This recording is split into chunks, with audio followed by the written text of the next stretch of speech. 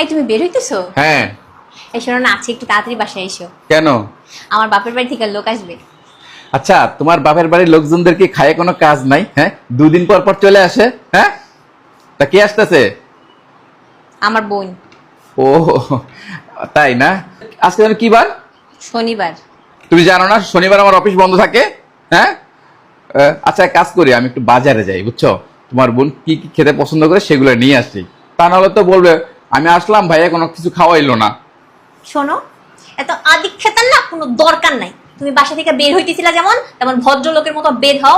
আর আজকে রাত্রে 10টার আগে যেন তুমি বাসায় না ঢোকো, ঠিক আছে? তোমার যেন আমি না দেখি। বের হও, এটা কোন বের বিচার হলো? হও।